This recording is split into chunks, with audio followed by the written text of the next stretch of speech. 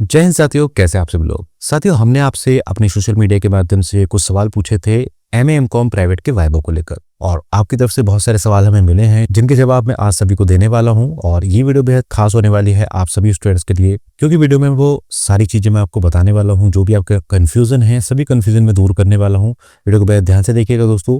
और आगे बढ़ने से पहले चैनल पर अगर आप नए हैं तो चैनल को सब्सक्राइब कर लें और बेल आइकन के बटन को दबा के ऑल पर सेट करना बिल्कुल ना भूलें, ताकि हमारी आगे आने वाली सभी वीडियोस की नोटिफिकेशन आपको मिलती रहे। तो चलिए साथियों, शुरू करते हैं बिना किसी देरी के।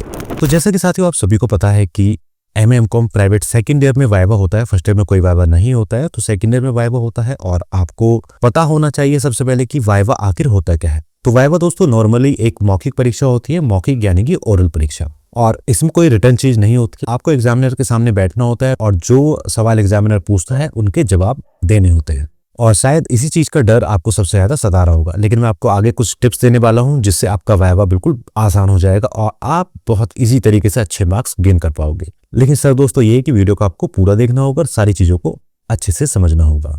सबसे पहले मैंने आपको बताया कि वाइवा आखिर होता क्या है। तो ये एक मौखिक परीक्षा है, यानी कि एक ओरल परीक्षा है जो एग्जामिनर के सामने बैठकर आपको देनी होती है। जो एग्जामिनर सवाल पूछता है उसका जवाब आपको देना होता है। अब इसमें सबसे महत्वपूर्ण बात है कि ये वाइवा आखिर होता कितने मार्क्स का है।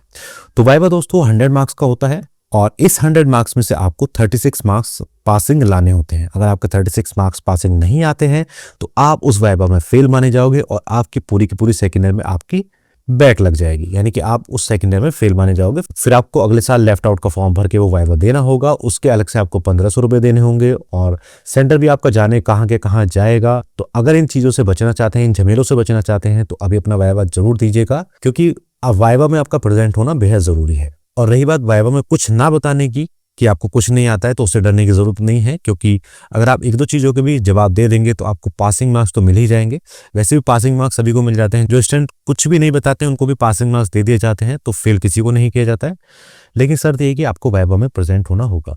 तो बहुत सारे स्टूडेंट्स का यही सवाल था कि अगर वो वाइवा ना दे तो क्या होगा। तो उसका जवाब यही है जो मैंने अभी आपको बताया कि अगर आप वाइवा में नहीं जाते हैं तो आपकी बैक लग जाएगी, आप फेल माने जाओगे और आपका सेकंड ईयर बेकार हो जाएगा। फिर आपको 1 साल वेट करना पड़ेगा, लेफ्ट आउट का फॉर्म भर के उस वाइवा को देना होगा। तो इन सब चीजों से बचना चाहते हैं तो वाइवा में प्रेजेंट जरूर हो। अब अगला महत्वपूर्ण सवाल है जो कि हमारे व्यूअर्स पूछते हैं कि वाइवा की आखिरकार तैयारी कैसे करें। तो इसके लिए मैं आपको बताना चाहूंगा कि आप कम से कम 3 से 5 टॉपिक ऐसे तैयार करें अपने सिलेबस में से जिनको आप अच्छे से याद कर सकें और उसके बारे में बोल सकें। आपको रटना कुछ नहीं है, आपको केवल समझना है उन टॉपिक्स को, ताकि आप पूरे कॉन्फिडेंस के साथ एग्जामिनर के सामने उनका जवाब दे सकें।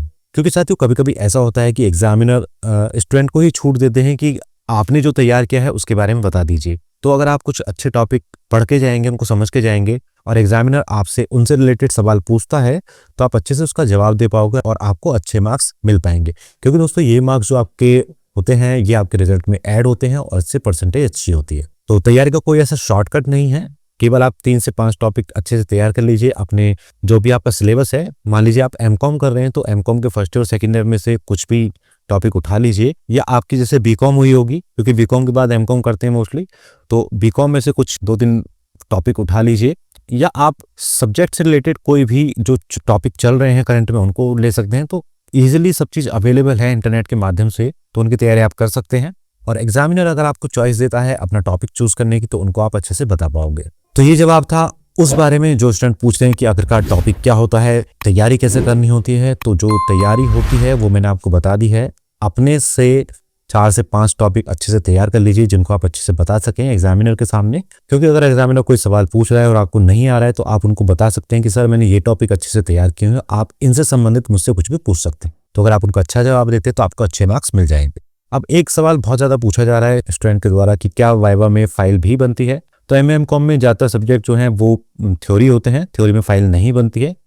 कुछ एक ऐसे सब्जेक्ट होते हैं जो प्रैक्टिकल टाइप होते हैं, जैसे डिफेंस हो गया, या 1-2 सब्जेक्ट और हो सकते हैं, तो उसमें फाइल आपकी बन सकती है। लेकिन वो आपको अपने एग्जामिनेशन सेंटर से जाकर पूछना होगा पहले कि क्या आपको फाइल की जरूरत है, और उनके नोटिस में भी लिख कर आएगा कि फाइल जमा होगी या नहीं होगी। तो ऐसा अगर कुछ आता है तो आप उसकी तैयारी कर लीजिएगा। वैसे अमूमन फाइल नहीं बनती है। अब नेक्स्ट सवाल है जो कि सबसे बड़ा सवाल है और सबसे महत्वपूर्ण सवाल है, वो ये है कि वाइवा आखिर आपका कब होगा और उसकी इन्फॉर्मेशन आपको कैसे मिलेगी। तो इस चीज को बेहद ध्यान से समझिएगा दोस्तों। देखिए होता यह है कि जब आपके एग्जाम्स होते हैं तो आपका एग्जामिनेशन सेंटर बनाया जाता है। आपके एग्जाम आपके कॉलेज में भी हो सकते हैं जहां का आपने फॉर्म भरा है, और आपके एग्जाम किसी दूसरे सेंटर पे भी हो सकते हैं। लेकिन जो वाइवा होता है उसके लिए यूनिवर्सिटी अलग से एक सेंटर लिस्ट जारी करती है। तो जरूरी नहीं है कि जहां पर आपके एग्जाम हो वहीं पर ही आपका वाइवा हो।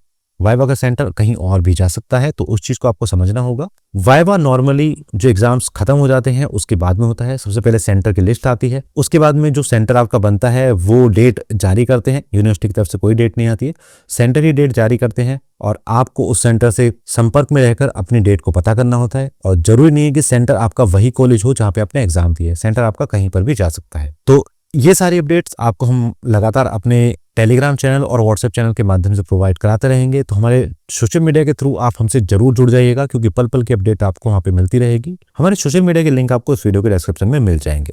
तो ध्यान रखिएगा दोस्तों, जब भी आपके वाइवा होंगे उससे पहले एक सेंटर की लिस्ट आएगी, तो आपको उसमें देखना होगा कि आपका वाइवा का सेंटर किस कॉलेज में गया हुआ है, सेम कॉलेज में है या किसी और जगह पर गया हुआ है। तो आपको उस सेंटर से अपनी डेट को पता करके रखना होगा और जो भी सूचनाएं होंगी हमारे व्हाट्सएप चैनल और हमारे टेलीग्राम चैनल के माध्यम से आपको प्रोवाइड कराई जाएंगी टाइम टू टाइम। तो हमसे भी आप जरूर जुड़े रहिएगा इसी तरह की सारी अपडेट्स के लिए। और दोस्तों, वाइवा के संबंध में जो चीजें मैंने आपको बताई हैं, अगर आप उनको अच्छे से तैयार कर लोगे तो आपके वाइवा में अच्छे मार्क्स आ जाएंगे। कोशिश कीजिएगा कि आपका वाइवा ना छूट पाए, क्योंकि अगर आपका वाइवा छूटता है तो एक साल तो आपका बर्बाद होगा ही होगा, उसमें अलग से पैसे भी लगेंगे और लेफ्ट आउट वाइवा का सेंटर जाने कहाँ पर जाएगा वो आपको नहीं पता होगा, तो उसके लिए आपको चक्कर भी काटने पड़ सकते हैं। तो कोशिश करें, वाइवा देने जरूर जाएं, डरे नहीं बिल्कुल भी, क्योंकि एग्जामिनर ऐसे कोई कठिन सवाल नहीं पूछते हैं। कठिन सवाल अगर आपको लगता है तो उसको आप कह सकते हैं कि ये सवाल मुझे नहीं आता है, आप कुछ मुझसे आसान पूछ सकते हैं, या अपनी तरफ से जो आप टॉपिक तैयार करके ले जा रहे हैं उनको सजेस्ट कर सकते हैं कि मैंने ये टॉपिक तैयार किए हैं, आप इन टॉपिक के बारे में मुझसे पूछ सकते हैं। और आप उसके बारे में अगर अच्छा जवाब दे पाएंगे आपको अच्छे मार्क्स मिल जाएंगे। तो ये थी साथियों जो आपके द्वारा वाइवा के संबंध में जानकारियां मांगी गई थी, जो सवाल पूछे गए थे। आई होप मैंने सभी सवालों के जवाब दे दिए हैं। अगर फिर भी कोई आपका सवाल रह गया है तो उसको कमेंट बॉक्स में कमेंट करके पूछिएगा, मैं पूरी कोशिश करूंगा कि आपके सभी सवालों के जवाब दूं। तो बस साथियों, आज की वीडियो में इतना ही। आशा करता हूं वीडियो आपको पसंद आई होगी। वीडियो अगर आपको पसंद आई हो तो लाइक एंड शेयर जरूर कीजिएगा दोस्तों, क्योंकि आपके लाइक और शेयर करने से हमें ऐसी ही इन्फॉर्मेटिव वीडियोस बनाने की मोटिवेशन मिलती रहती है। तो मिलते हैं साथियों किसी और वीडियो में, तब तक के लिए जय हिंद, जय भारत।